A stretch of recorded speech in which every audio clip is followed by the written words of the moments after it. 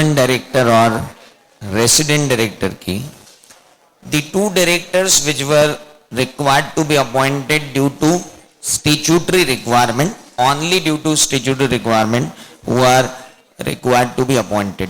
अब जरा उसको लिख लें और थोड़ा बहुत इंटरप्रिटेशन कर लें। सबसे पहले आई वुमेन डायरेक्टर, और वुमेन डायरेक्टर कहां डिफाइंड है, बताएगा कोई? ना ना ना ना ना, very important. Second proviso to section 149 subsection 1, it is defined under second proviso to. Manish भाई, अगर मैं यहां लिख रहा हूं और अगर इनको नहीं दिख रहा है तो आप बताना मुझको, क्योंकि कल वाले लेक्चर में कुछ चीजें ऐसी हो गई थी कि मैं यहाँ लिख रहा था और ये लोग देख ही नहीं पा रहे थे। ये लोग अभी बोल नहीं पाते हैं क्योंकि ये लोग सदमे में हैं लॉ के। आप तो बोल सकते हो। Now second proviso to section 149 subsection 1 clearly states that such class or class of companies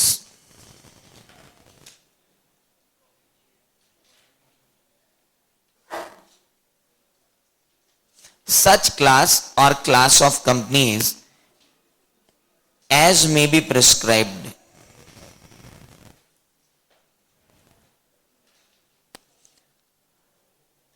shall have at least one woman director.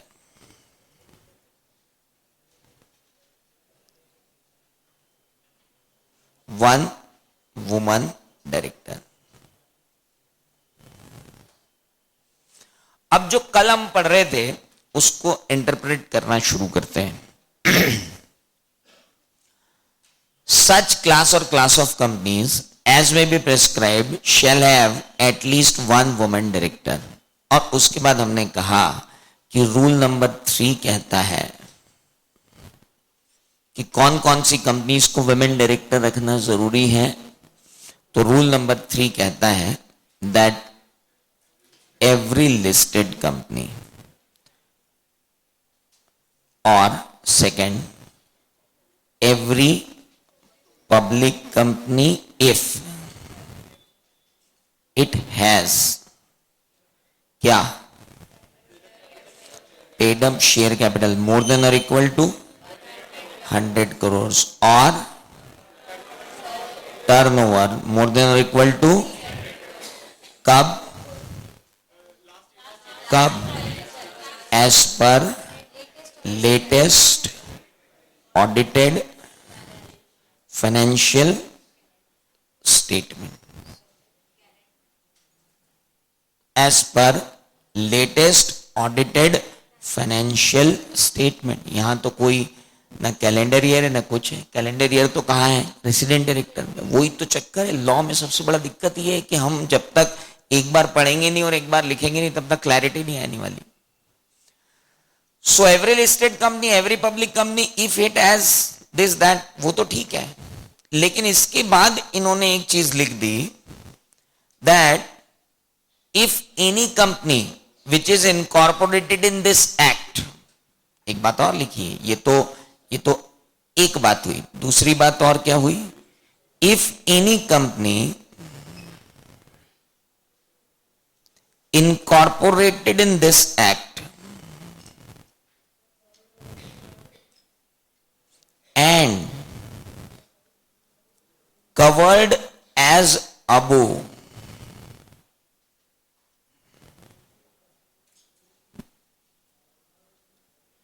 any company incorporated in this act and covered as above shall comply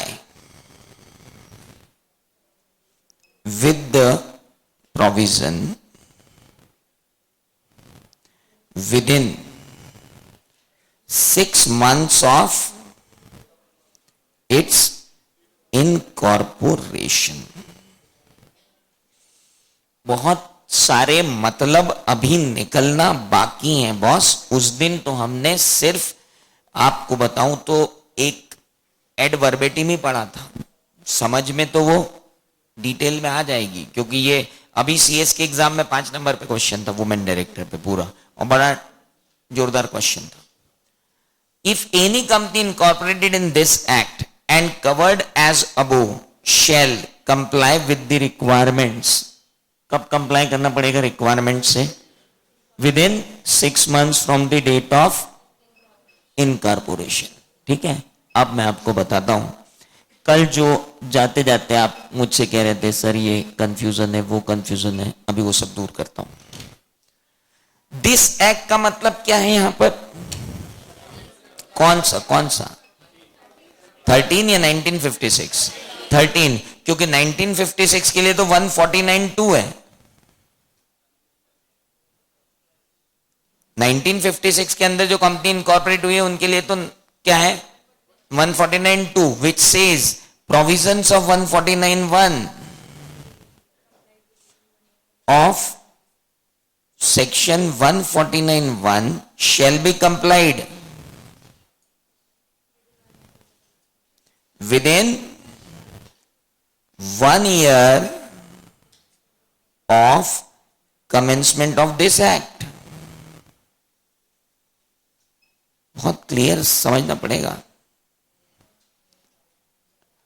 वो तो बोल रहे हैं within commencement of 1 year from this act, यानी within 1 year commencement of this act मतलब within 1/4/2015, यानी up to 31 March 2015 आपको women director appoint कर लेना चाहिए, अगर आप ऊपर वाली प्रिस्क्राइब्ड लिमिट में क्रॉस कर रहे हो और आप 1956 में इनकॉर्पोरेटेड हो।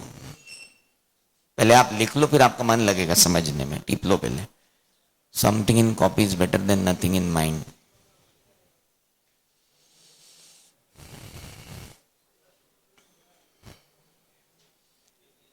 डेट 1/4/2014 से आया तो विद इन 1 year मतलब 1/4/2015। 1/4/2015 के विद इन मतलब 31/3/2015 इज द लास्ट डेट जिस पर आप विमेन डायरेक्टर अपॉइंट कर सकते हो। कौन सी कंपनी? जो इनकॉर्पोरेटेड है 1956 एक्ट में और जो क्रॉस कर चुकी है 2014 के फाइनेंशियल स्टेटमेंट में वो वाली लिमिट्स। 2014 के अकाउंट्स में आपने अगर 100 करोड़ के ऊपर निपटाया है या 300 करोड़ के ऊपर निपटाया है तो प्रभु आप नए कंपनीज एक्ट में रिस्पॉन्सिबल हो वुमेन डायरेक्टर के लिए। पर सेक्शन 149(1) बोलती है कि आप ऐसे बंदे का अपॉइंटमेंट कर सकते हो अप टू 1 year। आपको करना है तो अभी कर लो, नहीं तो मैक्सिमम 31 मार्च 2015 तक तो आपको करना ही है, क्योंकि विद इन 1 year कब कहलाएगा? 31 मार्च 2015 विद इन कहलाएगा। 1 अप्रैल 2000 विद इन नहीं कहलाएगा। विद इन मतलब 31 मार्च 2015 को हमको वुमेन डायरेक्टर को बाय लेटेस्ट अपॉइंट करना ही पड़ेगा ऐसी कंपनी में जो इनकॉर्पोरेटेड है 1956 में और जिसका 31 मार्च 2014 के दिन का टर्नओवर और पेड अप कैपिटल इस थ्रेशोल्ड से ऊपर जाते हैं। Is it clear? This is for whom? The entities which are incorporated within 1956. Is that clear? Yeah. You are a listed company. You are a listed company, but registered under previous act, incorporated under previous act. आपको भी कब तक appoint करना है? आपको तो खैर listing agreement भी फॉलो करना है, आपको तो लिस्टिंग एग्रीमेंट के हिसाब से जाना चाहिए, पर as far as companies act देखो तो आपको कब तक अपॉइंट करना है? वही सेम। अब ये तो ठीक है, इट्स नॉट प्रॉब्लमैटिक। प्रॉब्लमैटिक है ये वाला पॉइंट, इनकॉर्पोरेशन। बहुत दिमाग लगाना पड़ेगा उस पर कि ये सिचुएशन कब आएगी। चलो ये तो मान ली ऊपर वाली। अच्छा एक बात और, जो 2014 के अंदर दूसरी कंपनी ले रहा हूं, पहली कंपनी तो कौन सी हुई? Incorporated in 1956। Incorporated in 1956, cross the threshold limit, उसको कब तक अपॉइंट करना है? 31 मार्च 2015 तक, उसको हटाओ। Company incorporated in previous act but has not crossed any threshold limit in 2014, तो 2015 में तो उसको अपॉइंट करने की जरूरत ही नहीं।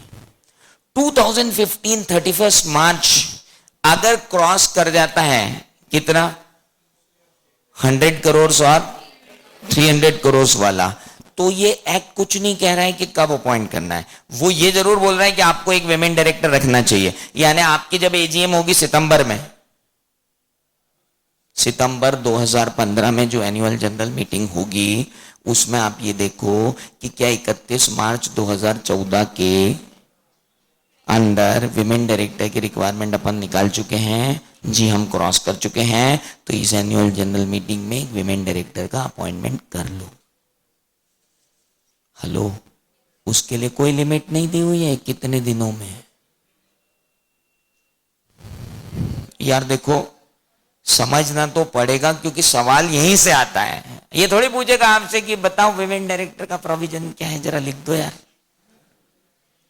वो बिल्कुल ये प्रॉब्लम नहीं है। अब आप देख रहे हो कंपनी अलग अलग है यार, इनकॉर्पोरेटेड अलग है। मान लो प्रीवियसली इनकॉर्पोरेटेड है, लेकिन लास्ट ईयर वो थ्रेशोल्ड में आई नहीं रही थी, वो तो इस ईयर थ्रेशोल्ड में आई। अब 149(1) का कोई प्रोविजो ये नहीं बोल रहा है कि उसकी टाइम लिमिट क्या है, तो सर उसकी टाइम लिमिट थोड़ी है, वो तो नॉर्मल डायरेक्टर की तरह अपॉइंट होगा 152(1) में। पर अब आप 152(1) में जिसका भी अपॉइंटमेंट करोगे एनुअल जनरल मीटिंग में, प्रभु विमेन ले आना। क्यों वुमन लेके आओ? क्यों वुमन यहाँ चाहिए? यहाँ पे क्यों चाहिए? क्योंकि अपन ने 2014 में जो उतापे किए हैं उसके हिसाब से अपने को डिसिप्लिन में रखने के लिए एक वुमन की जरूरत है। क्योंकि हमारा टर्नओवर जो है वो क्या हो चुका है, 300 करोड़ क्रॉस करके, और 100 करोड़ हमारी क्या क्रॉस करके पेडअप कैपिटल। अब डिसिप्लिन लाने के लिए एक हेडमास्टर नहीं चाहिए, लाओ विमेन डायरेक्टर। कब लाऊं? एजीएम में, सिंपल। उससे पहले नहीं है, उससे पहले नहीं। उसको नहीं बोला 6 महीने में महीने। अरे तो सर फिर ये 6 महीने क्या है? उस पे तो 6 महीने वाला एक क्लॉज लग ही नहीं सकता ना। कुछ बावले क्या मालूम क्यों 6 महीने बोलते हैं उसको। 6 महीने वाला क्लॉज कहां से लगे? वो तो 6 महीने डेट ऑफ इनकॉर्पोरेशन से। तेरी कंपनी तो 1956 में पहले इनकॉर्पोरेट हो गई। तो चलो 1956 की दोनों कंपनियों को अपन ने निपटा दिया, एक जो 2014 में क्रॉस कर रही थी, एक जो 2015 में क्रॉस कर रही, हटाओ उनको अलग। अब सर हम इनकॉर्पोरेट हुए हैं नए एक्ट में, नए एक्ट में इनकॉर्पोरेट हुए। नए एक्ट में कब से इनकॉर्पोरेट हो गए? नहीं नहीं नहीं नहीं, नहीं। कंपनीज एक्ट तो लग गया था 13 सितंबर 2013 को ही, 14 को ही, सॉरी 12 सितंबर 2014 को ही आ गया था। ये तो कुछ प्रोविजन है जो कब से लागू हुए, ये वुमेन डायरेक्टर और ये 1/4/2014 से। मतलब कंपनीज एक्ट ओरिजिनली तो कब लग चुका था? 12 सितंबर 2013 को ही लग चुका था। और वहां क्या हुआ कि फाइनेंशियल ईयर की डेफिनेशन जब चेंज हुई, तो फाइनेंशियल ईयर की डेफिनेशन चेंज होने के बाद उन्होंने ये बोला कि साहब एक काम करो, आपकी जो कंपनी है अगर 1 जनवरी या उसके बाद इनकॉर्पोरेट होती है तो आपको पहली बैलेंस शीट बनानी पड़ेगी कब? 15 मंथ्स की। उठना पड़ता मेरे को चेहरे देख के कि पहले हाथ जोड़ लूं, थोड़ा सा याद दिला दूं। ऐसा है बेटा, फाइनेंशियल ईयर की डेफिनेशन ये दी गई है, मतलब कंपनी के इनकॉर्पोरेशन की बात की गई है कि अगर आपकी कंपनी 1 जनवरी या उसके बाद किसी भी साल इनकॉर्पोरेट होती है तो उसको अगले 31 मार्च को जाके पहला फाइनेंशियल ईयर कंप्लीट करना पड़ेगा। लेकिन अगर 1 जनवरी से पहले इनकॉर्पोरेट होती है, मान लो 28 दिसंबर को इनकॉर्पोरेट हुई, तो उसको पहला फाइनेंशियल स्टेटमेंट कब देना पड़ेगा? 31 मार्च को, है ना। ऐसी थोड़ी सी कंपनियों के लिए ये सड़ा सा प्रोविजन है, क्योंकि इस प्रोविजन का अब आगे भविष्य में कोई काम ही नहीं है, क्योंकि नए एक्ट में इनकॉर्पोरेशन से 6 महीने। अच्छा, ऐसे भी नहीं बोला कि नए एक्ट में इनकॉर्पोरेशन से नई कंपनी है तो तेरे को तो इनकॉर्पोरेट हो 6 महीने में विमेन डायरेक्टर अपॉइंट करना पड़ेगा। क्यों? तो फिर रूल क्यों बनाया? रूल 3।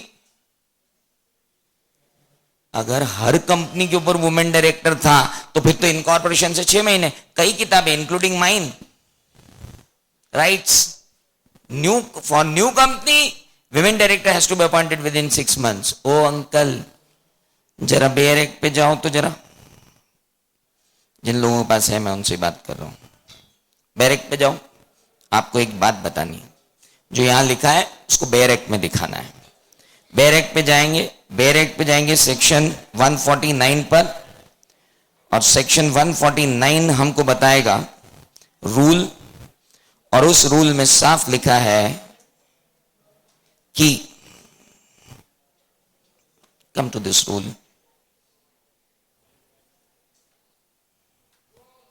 अरे कर रहा हूं रे, थोड़ा तो जैक ले। तेरे ब्याह हुआ कि नहीं रे अभी?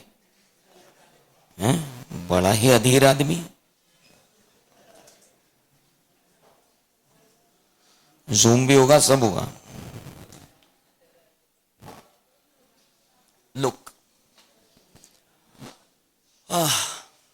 provided that a company which has been incorporated under this act, the act मतलब this act, and is covered under provisions of second proviso, and is covered under second proviso का मतलब क्या भैया? प्रिस्क्राइब्ड। प्रोविजो में covered मतलब क्या? हर company पे थोड़ी है कोई 6 महीने के इनकॉर्पोरेशन पे वुमेन डायरेक्टर अपॉइंट करनी बाबू।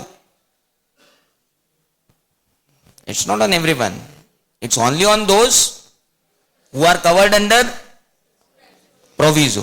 कवर्ड अंडर प्रोविजो कौन? Listed and 100-300।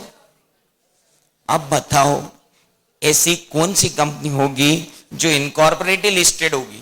बोले हम लिस्टेड इनकॉर्पोरेट कंपनी है, आते ही पब्लिक इशू, और पब्लिक इशू सब्सक्राइब हो गया और आप लिस्टेड भी हो गए हैं। ट्रैक रिकॉर्ड नहीं देखे तुम्हारा 5 साल का पिछला है, एकदम लिस्टेड हो गए तुम, इनकॉर्पोरेट होते ही। ये कहां से बनी भैया कंपनी? इसी कौन सी कंपनी आ जाएगी जो आते ही लिस्टेड हो जाएगी साहब? हेलो, हो सकता है कैसा? नहीं। ओके, तो लिस्टेड तो आएगा नहीं सर, वो 100-300 आ जाए तो 100-300 में भी इनकॉर्पोरेशन से 6 महीने के अंदर 300 करोड़ क्रॉस। स्नैपडील से का कोई काम किया हो तो बात अलग है कि एक ही दिन में एक सेल मार दी और 300 करोड़ क्रॉस हो गए।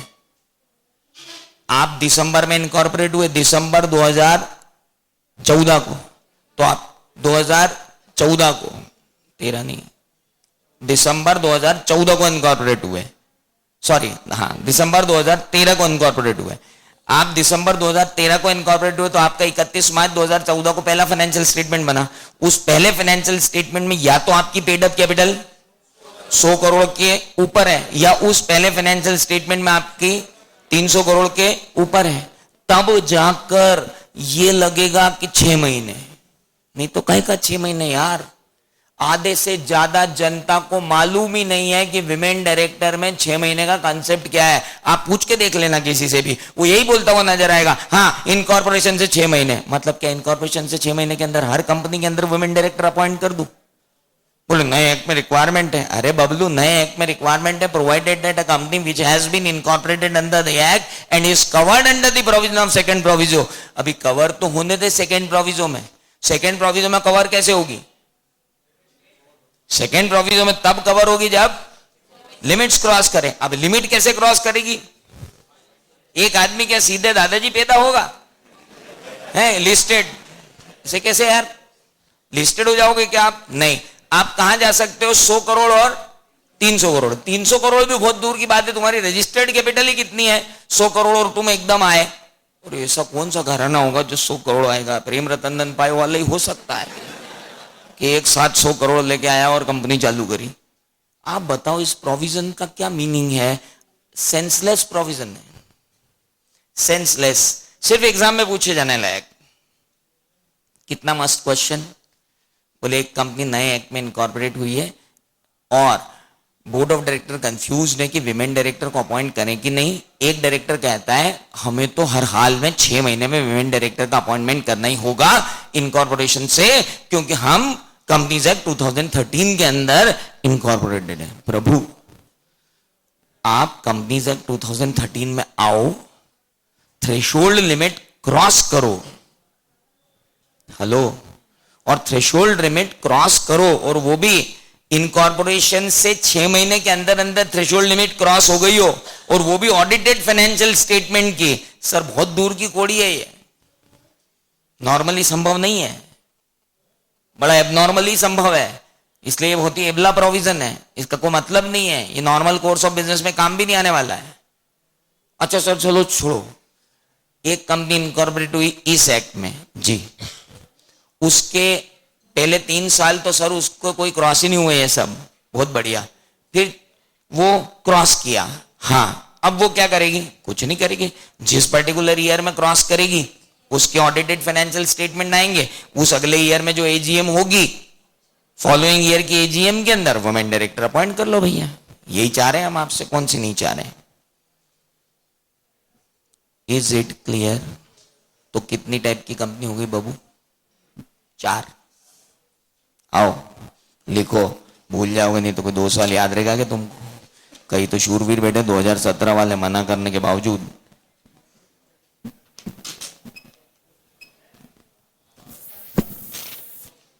डाउट तो नहीं है? चलो है 2018 भी, 2018 वालों को तो मैं मेमोरी टेस्ट करूंगा पहले। यस सर, रुक जा यार, अभी पहले मेरे को मेरे 4 रायता फैलाया है वो समेट दूं, फिर तू पच पच करना रायते में। नाउ 1 2 3 और 4 incorporated under 1956 did not cross threshold। और यार बाहर, चलो मैं वापस बना देता हूं, एक एक करके अलग बना देता हूं। हाँ अरे नहीं जाएगा बाहर, टेंशन मत ले, जब तक आपको समझ में आएगा सब बाहर जाएगा, दिमाग से बाहर नहीं जाना चाहिए, कागज से चला जाए, टेंशन नहीं है, डस लिया मैंने, अब पढ़ाता हूं ना। पहला, इनकॉर्पोरेटेड अंडर 1956 क्रॉस्ड थ्रेशोल्ड इन 2013-14। दूसरा, not crossed threshold in 2013-14 but crossed in 2014-15 onwards।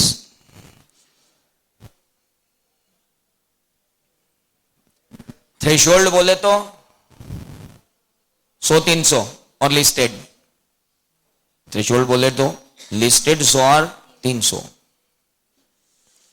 अब अगर आपने थ्रेशोल्ड क्रॉस कर लिए 13-14 में, विमेन डायरेक्टर कब अपॉइंट करनी है? Up to 31/3/2015।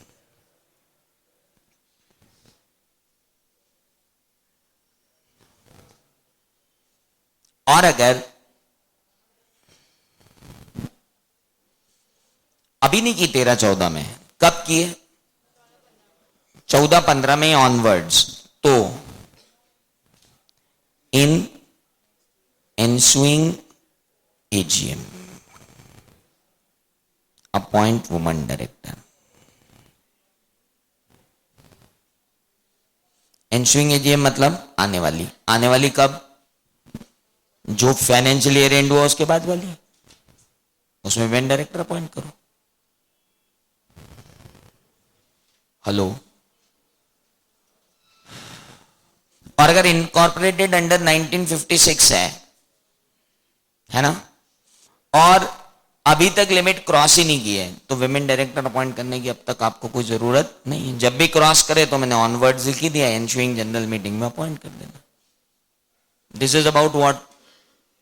1956। अब आते हैं किस पे?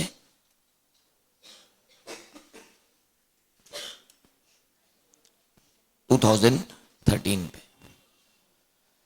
मैं बाकायदा टाइम लूंगा उन प्रोविजंस पे जिनमें टेक्निकलिटीज है, बाकी प्रोविजंस में सारे में टाइम लेना जरूरी नहीं है। आगे बढ़े। और इसीलिए मेरे को क्योंकि ये बताना है, इसलिए मैं विमेन डायरेक्टर की महिमा का गान नहीं करूंगा कि यूरोप में कितनी विमेन डायरेक्टर हैं और यूएस में कितनी विमेन डायरेक्टर हैं और वहां की कंपनी का टर्नआउट रेशियो क्या और यहाँ की कंपनी का टर्नआउट रेशियो क्या है। फालतू बातें मत करो, पहले अपना एक समझ लो, बात की बातें बाद में करेंगे। पूछता वो ये है, बाकी सब ज्ञान है। आगे बढ़े, चलो नेक्स्ट। Incorporated under 2013।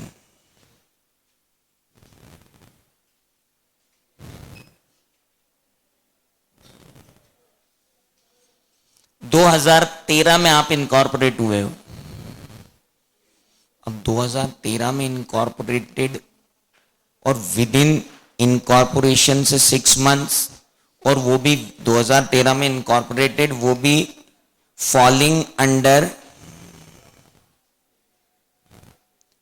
थ्रेशोल्ड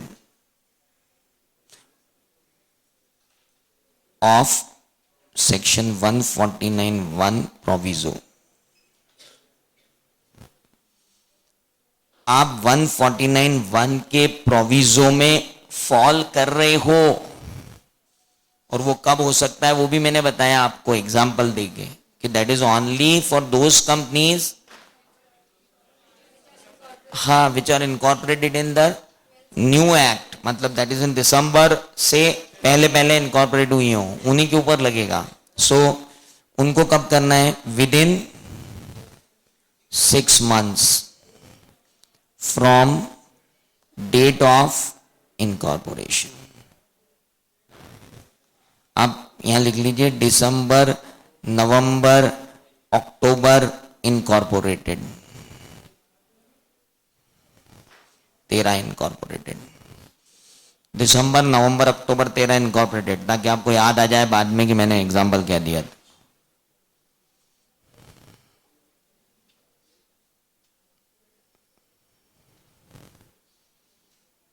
अब not filing on 31/3/2014 but filing afterwards. Afterwards fall कर रहे हैं। इनकॉर्पोरेटेड तो 2013 में है, लेकिन 2015, 16, 17, 18, 19, 20 कभी भी हमारा थ्रेशोल्ड क्रॉस हो गया तो फिर से क्या लग जाएगा? एंशुइंग एनुअल जनरल मीटिंग में अपॉइंट कर दो, खत्म हो गई बात। आप नीचे लिख लेना, मैंने ऊपर कनेक्ट कर दिया उसको।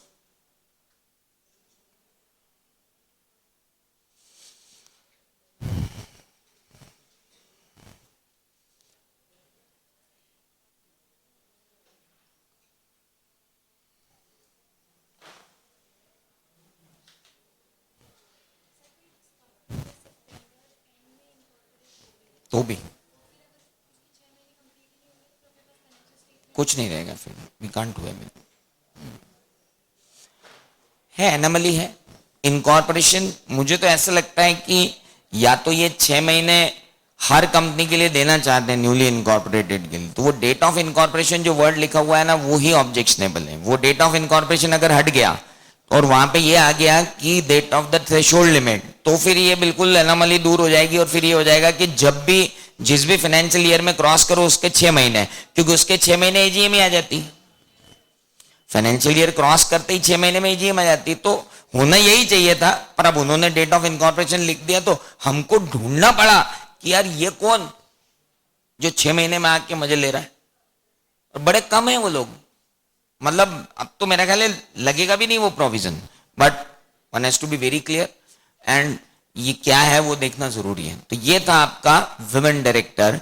और हमने कल ये भी देख लिया था कि विमेन डायरेक्टर में बी एग्जीक्यूटिव और मे बी होल टाइम और पार्ट टाइम। लिख लो वहीं पे, मेरे पास जगह नहीं, आप तो लिख लो। Women director may be part time, may be whole time. अब आगे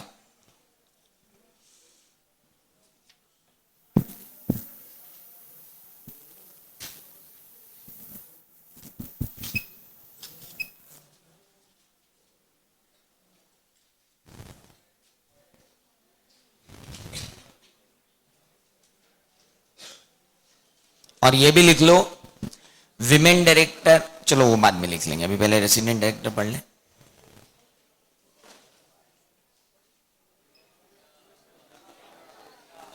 अरे सब हो जाएगा, मत टेंशन। अरे क्यों टेंशन ले रहा तू, ये टॉकिंग में बैठा है क्या? Resident director, let's start. Resident director के बारे में कौन सी सेक्शन बताई जा रही थी साहब? 149 सबसेक्शन 3, 2 नहीं, फिर से याद दिला दूं। सबसेक्शन 1 क्या थी? बोर्ड ऑफ डायरेक्टर होना जरूरी है। मिनिमम डायरेक्टर क्या होंगे, मैक्सिमम डायरेक्टर क्या होंगे। मैक्सिमम डायरेक्टर को बाहर से भी बाहर जाना हो तो स्पेशल रेजोल्यूशन पास करो। सेक्शन 8 कंपनी पर नहीं लगती है मिनिमम और मैक्सिमम डायरेक्टर की लिमिट, और गवर्नमेंट कंपनी के ऊपर नहीं लगती है मैक्सिमम डायरेक्टर के 15 से ज्यादा बढ़ाने का स्पेशल रेजोल्यूशन की लिमिट। उसके बाद पहला प्रोविजो था, पहला प्रोविजो तो मैक्सिमम नंबर ऑफ लिमिट बढ़ाने के लिए था। सेकंड प्रोविजो जो था that is about the women director. Hello, अब आ रहे हैं हम किस पर? फिर आई सबसेक्शन 2, जिसने कहा सबसेक्शन 1 के प्रोविजंस को आप कितने दिनों में निपटा देना? 1 साल में, वो भी कंप्लीट हो गई। अब आई subsection 3 which is about the resident director. अब रेजिडेंट डायरेक्टर कहता है every company shall have at least, every company shall have at least one director who who stayed in India for what? अरे फिर वही बात, हाँ, who stayed in India for a total period of not less than कितने? 182 days in कब? Previous calendar year. भैया बहुत सारी बातें हैं, उसी को क्या कहेंगे? Resident director. Whether this section applies to every company? Yes sir, it applies to every company. अब आप देखो, अगर आपने स्टेट वर्ड यूज नहीं किया, टोटल पीरियड वर्ड यूज नहीं किया, not less than 182, not less than 182 मतलब 182 डेज और मोर, और previous calendar year word use नहीं किया, तो फिर इस सेक्शन में आपने नहीं लिखा है कुछ ऐसा जिस पे नंबर दिए जाए आपको। प्रोविजन लिखते समय वर्ड्स बहुत प्रॉपरली और बहुत अच्छे तरीके से लिखे जाने बहुत जरूरी है। नाउ अब एक के बाद एक बात करते जाते हैं इसके बारे में। पहली बात, applies to every company including OPC, Section 8, Small Government, Dormant, सब। समय आने पर सबके बारे में बात करूंगा, अभी मैं सिर्फ लिख रहा हूं ताकि आप जब पूरा पढ़ लो तो आपको फिर कंफ्यूजन ना रहे। It applies to every company, कौन कौन सी? Including OPC, section 8, small government, dormant. क्या फॉरेन कंपनी पे भी एप्लीकेबल है? अरे एक्ट ही एप्लीकेबल नहीं रहे, कंपनी नहीं है फॉरेन कंपनी, तो कैसे कर रहे हो? तो बॉडी कॉर्पोरेट है, क्या कर रहे हो? चलो आगे बढ़ो। Second, state may not have permanent resident address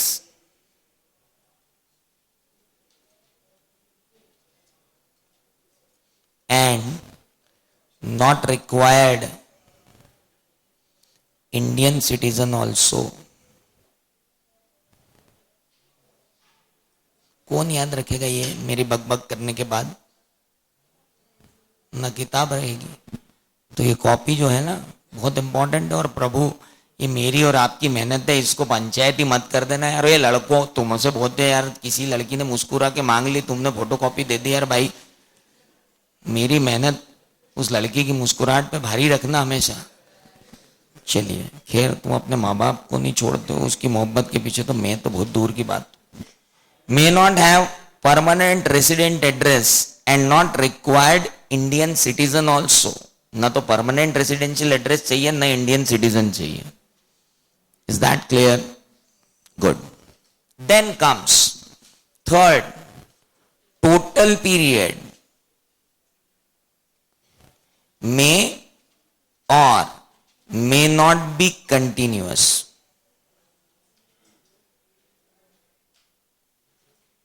Stay.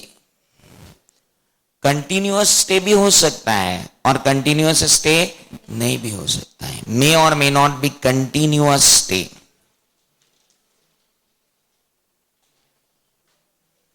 और उसके बाद चौथी बात, for 2015-16 the person may stay। 2015-16 के लिए कैलेंडर ईयर कौन सा दिखा जाएगा? एक मिनट 15-16 कहां से शुरू हुआ? 1 अप्रैल 2015 से कब तक जाएगा? 31 मार्च 2016 तक। अब मुझे अगर 1 अप्रैल 2015 के दिन ये देखना है कि मेरे यहाँ रेसिडेंट डायरेक्टर चाहिए कि नहीं चाहिए, या मैंने रेसिडेंट डायरेक्टर की requirement through out the year 15-16 comply की है कि नहीं की है, इसके लिए मेरे को प्रीवियस कैलेंडर ईयर में जाना पड़ेगा 1 जनवरी। हाँ, so the person may stay for more than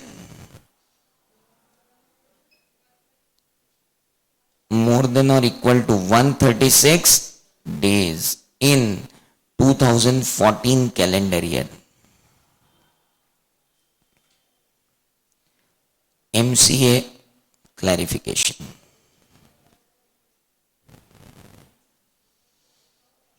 लेकिन 2016-17 ऑनवर्ड्स, 2016-17 ऑनवर्ड्स 182 days ऑब्जर्वेंस। फिर से देख लो अपन ने गलत तो नहीं लिख लिया, क्योंकि डेट्स में कई बार लिखने में और बोलने में कंफ्यूजन हो जाता है। एक बार कंक्लूड कर लो कि अपन ने गलत तो नहीं लिखा। देखो 2015-16, 2015 चालू हुआ 1 अप्रैल को, है ना। अब हमको लग रहा है कि यार हमने रेसिडेंट डायरेक्टर की रिक्वायरमेंट कंप्लाई की कि नहीं की, तो हमसे कहा गया कि आपको प्रीवियस कैलेंडर ये रिक्वायरमेंट इमीडिएटली कंप्लायंस थी, इसका कोई ट्रांजिशनल प्रोविजन नहीं था। इस पे वो नहीं लगेगा विद इन 1 ईयर फ्रॉम, क्योंकि वो विद इन 1 ईयर थी सबसेक्शन 2 और सबसेक्शन 2 थी सबसेक्शन 1 के लिए, ये है सबसेक्शन 3।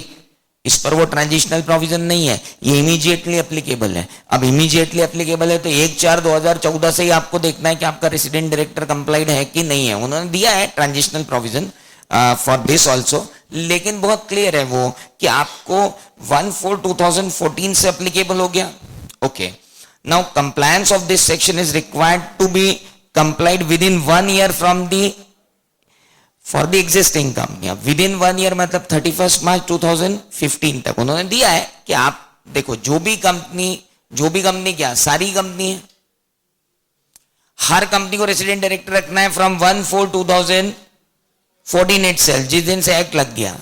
तो उन्होंने कहा यार एक काम करो, 31 मार्च 2015 तक का हम तुमको एक ग्रेस देते हैं, इसमें अपॉइंट कर लेना। हेलो, इसमें अपॉइंट कर लेना जी, ठीक है, उसमें अपॉइंट कर लेंगे। विद इन 1 ईयर अपॉइंट कर लेंगे। अब विद इन 1 ईयर अपॉइंट कर लेंगे मतलब 31 मार्च 2015 तक अपॉइंट कर लेना। 31 मार्च 2015 के दिन रेसिडेंट रिक्वायरमेंट पूरी करने के लिए आपको रेसिडेंट चाहिए 2014 कैलेंडर ईयर में, और उस दिन से तो आपका रिक्वायरमेंट लगी जो है वो कम पड़ रहे थे, इसलिए आपको कितना कर दे 136। अब आप चलो उसको छोड़ो, आप कौन सी कंपनी में हो, जो कंपनी इनकॉर्पोरेट हुई नए एक्ट में हुई है। अब नए एक्ट में इनकॉर्पोरेट हुई उसके लिए क्या करेंगे, what shall be the requirement for those companies which are being incorporated on new act. तो उसकी रिक्वायरमेंट भी देख लें। कि उसकी रिक्वायरमेंट क्या है। जो कंपनी, यहां लिखवा रहा हूं मैं नीचे, अब ये तो लिख लिया आपने 136 डेज, ये किन के लिए है? जो 1956 के अंदर कंपनीज थी और अब कंपनीज एक्ट 2013 में आ गई हैं। लेकिन अब वो कंपनी जो 2013 में आई उनका क्या स्टेटस है? तो उनका स्टेटस भी बड़ा जोरदार है, जो कल हमने नहीं पढ़ा था। उनका स्टेटस ये है सर, उसी क्लैरिफिकेशन में जो मिनिस्ट्री ऑफ कॉर्पोरेट अफेयर्स का क्लैरिफिकेशन आया उसमें लिखा है न्यूली इनकॉर्पोरेटेड कंपनीज।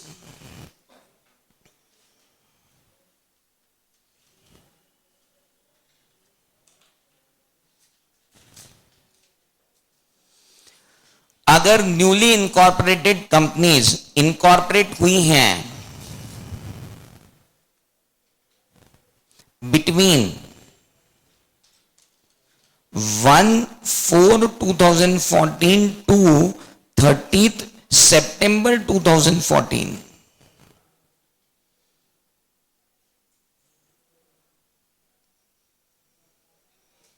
और ऐसी companies which are incorporated after 30/9/2014। तो बॉस बहुत क्लियर रिक्वायरमेंट डाल दी गई है यहां पे। पेन किधर चला गया? चलो कोई बात नहीं, ये रहा। इनको बोला 1/4/2014 टू 30/9/2014 के अंदर अगर आप इनकॉर्पोरेट हुए हो, then either at incorporation or within 6 months from when? Within 6 months of incorporation।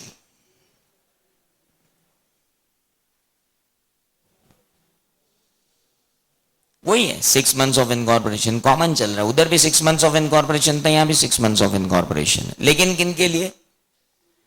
जो 1/4/2014 से 30/9/2014 तक आई है। अच्छा, वहां पर भी आप देख लो, जो अपन दिसंबर में इनकॉर्पोरेट कर रहे थे 2013 में, उनकी भी एक लिमिट है, हालांकि उन्होंने स्पेसिफाई नहीं की है, क्योंकि उनकी लिमिट भी इनकॉर्पोरेशन से 6 मंथ्स है। तो इनकॉर्पोरेशन से 6 मंथ्स मतलब 30 सितंबर के बाद वो कहां से इनकॉर्पोरेट होगी अपन वहां से गिन लेंगे, बट विद इन 6 मंथ्स उनको वहां पे भी इनकॉर्पोरेशन से 6 महीने, यहां भी इनकॉर्पोरेशन से 6 महीने, दोनों जगह इनकॉर्पोरेशन से 6 महीने। लेकिन जो कब अपॉइंट हो रही है, हाँ कब इनकॉर्पोरेट हो रही है? 30/9/2014 को, उसको तो सीधे सीधे बोल दिया from the date of its incorporation.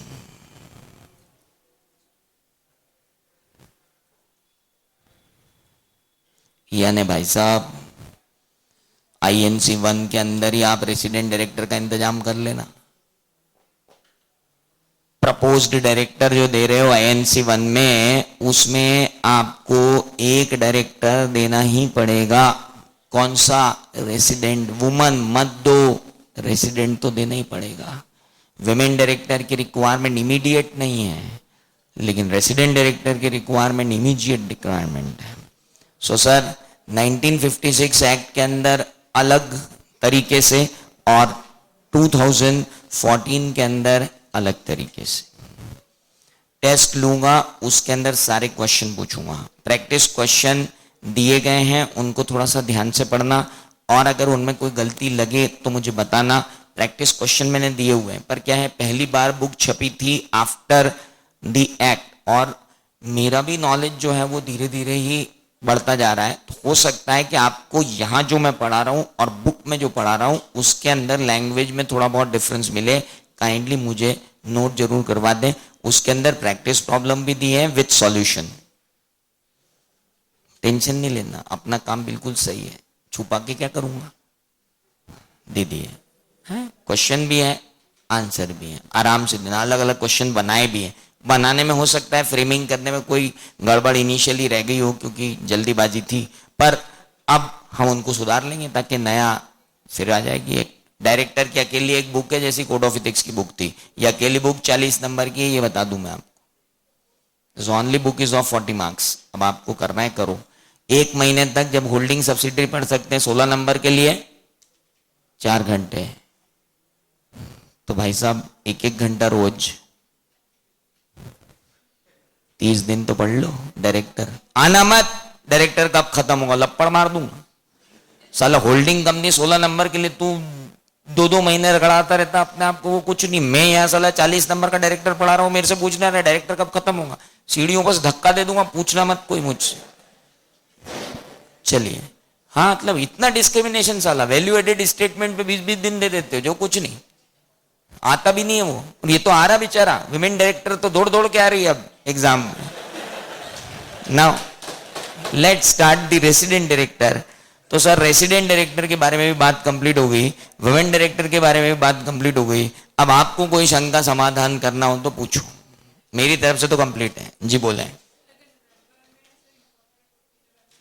नवंबर 14 में अगर आप इनकॉर्पोरेट, नवंबर 14 की 13, आप नवंबर 14 में इनकॉर्पोरेट हुए हो ना, बढ़िया। काय के लिए ओ मैडम, नवंबर 14 में अगर आप इनकॉर्पोरेट होते हो तो आप तो 30/9/2014 के बाद इनकॉर्पोरेट, आपको तो इनकॉर्पोरेट ही रेसिडेंट से होना है। 182 days in the previous calendar year. Previous calendar year बोले तो 30/9/2014, 30/9/2014 के बाद से आपको रेसिडेंट डायरेक्टर रखना ही पड़ेगा। प्रीवियस कैलेंडर ईयर में 182 दिन। इनकॉर्पोरेट हो रहे हो ना तुम, तो ढूंढ कर लाओ ऐसा आदमी। आप इनकॉर्पोरेट हो रहे हो, ढूंढ कर लाओ आप ऐसा आदमी। एग्जिट सी, वो जो 136 डेज है वो किसके लिए लिए? एग्जिस्टिंग। क्यों? एग्जिस्टिंग कंपनी बोल रही है हमारे पास पहले से डायरेक्टर है, अब हमको मालूम होता तो हम एक को खूंटे से बांध के रखते 182 दिन। अब आप जबरदस्ती से भी एक प्रोविजन के लिए हमारे अंदर एक आदमी घुसेड़ रहे हो। मतलब हम अभी जल्दी जाएं और ढूंढ के लाएं एक आदमी ताबड़तोड़ कि तू हमारा रेसिडेंट डायरेक्टर। ये क्या तरीका है? ये कौन सी एक्सीजेंसी है? ऐसे कौन से भग जाएंगे? हम इतने साल से काम कर तो रहे। तो ministry of corporate affairs clarification लाया। लेकिन अब आप कंपनी बनाने जा रहे हो, प्लान करके आओ पहले से कैलेंडर ईयर में। वहां 136 नहीं है, 136 इज ओनली फॉर हुम, जो 1956 की एग्जिस्टिंग है। माइंडेड, वो यहां आएगा ही नहीं। यू आर राइट, बोलो।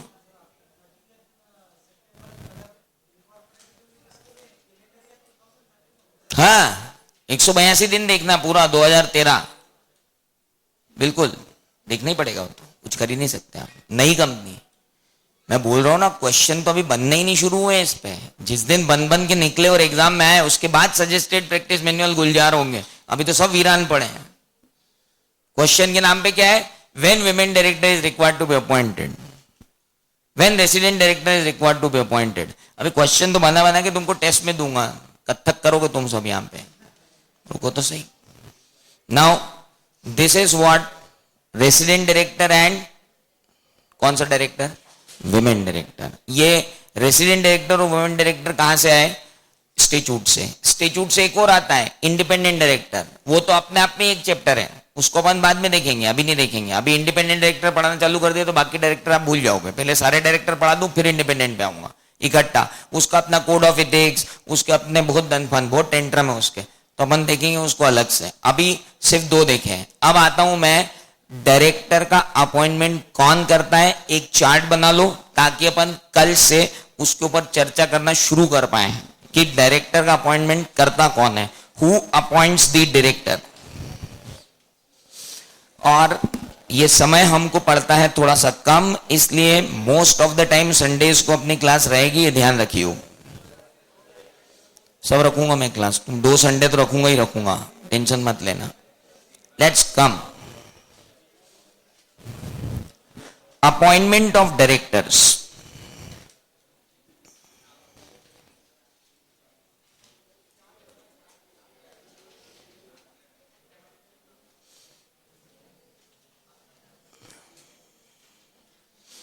हमारी बुक के कौन से चैप्टर पे आ गए हम? अपनी बुक में तीसरा चैप्टर होगा मेरे ख्याल, चैप्टर 2 पे आ गए क्या? या let's move chapter 2, appointment of director. ये अपनी बुक का है। अपॉइंटमेंट ऑफ डायरेक्टर का एक चार्ट पहले बनाना पड़ेगा। कौन कौन तुर्रम खा हैं जो डायरेक्टर को अपॉइंट कर सकते हैं? सर सबसे पहले तो फर्स्ट डायरेक्टर ले लेते हैं अपन। और फर्स्ट डायरेक्टर को अपन बोलते हैं कि आईएनसी में ले आओ, और 152(1) बोलती है कि आर्टिकल्स भी प्रोवाइड कर सकते हैं और सब्सक्राइबर भी हो सकते हैं। आर्टिकल्स मतलब समझ लेना हो तुम्हारी तुम तो हिम्मत कैसे हुई कि तुमने इस आर्टिकल को खुद समझ लिया? तुम्हारी औकात मालूम है? मिनिमम वेजेस 1 से भी कम है। पर डे की तुम्हारी वेजेस निकाल लो, तुम्हारा बॉस जो देता है, वो चौराहे पे जो मजदूर है ना, वो भी ज्यादा कमाता है तुमसे महीने में। आए बड़े वहां से कि आर्टिकल हम हैं, by articles of association and then subscribers to the memorandum.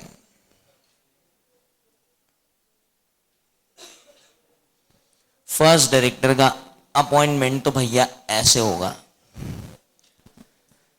दूसरा, अपॉइंटमेंट ऑफ सब्सीक्वेंट डायरेक्टर्स। तो उन सब्सीक्वेंट डायरेक्टर्स को मैं 2 भागों में बांटता हूं। सब्सीक्वेंट डायरेक्टर को 2 भागों में बांटते हैं। Subsequent director by shareholder ही अपॉइंट होते हैं नॉर्मली,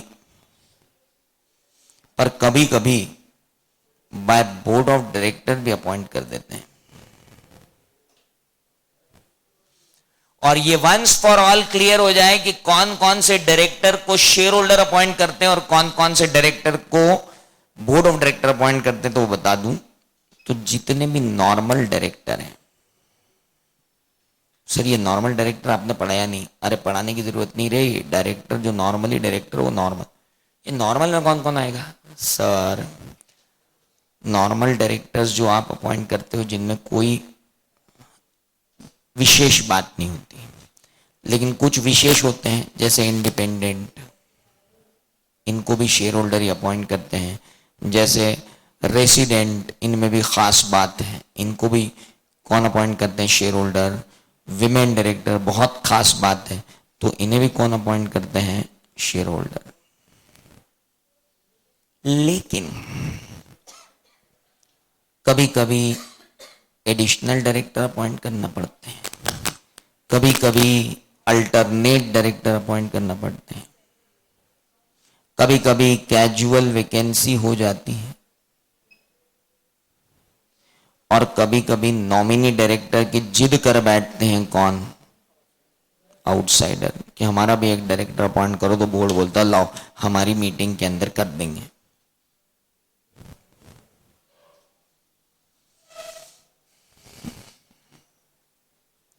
तो सर जी ये क्लियर होना चाहिए कि कौन कौन क्या क्या। फर्स्ट डायरेक्टर आईएनसी 1 के through by articles, by subscription to the memorandum जाएंगे। बाय शेयर होल्डर कौन कौन जाएगा? नॉर्मली जो डायरेक्टर होंगे, इंडिपेंडेंट डायरेक्टर होंगे, रेसिडेंट डायरेक्टर होंगे, विमेन डायरेक्टर होगी। और by board of director appoint करेगा कौन? एडिशनल डायरेक्टर, अल्टरनेट डायरेक्टर, फिर कैजुअल वैकेंसी के अंदर अगर डायरेक्टर का अपॉइंटमेंट करना हुआ तो वो, और नॉमिनी डायरेक्टर। ये अलग डायरेक्टर है। अगर हम ये चार्ट नहीं बनाएंगे तो हमको सेक्शन 152(1) ही समझ में नहीं आएगी, क्योंकि 152(1) चालू ही ऐसे होती है, save as provided in other provisions. तो जब आप सेव एज अदरवाइज प्रोवाइडेड कर दोगे तो फिर सेव तो बताना पड़ेगा ना।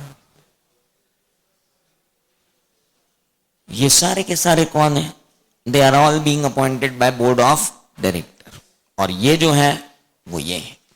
सर आप सीधे 152 पे क्यों आ गए? सर क्योंकि 149 के बचे हुए सारे प्रोविजन और 150 दोनों मिलाकर इंडिपेंडेंट डायरेक्टर पर है, इसलिए मुझे सीधे किस पे आना पड़ेगा? 152 पे।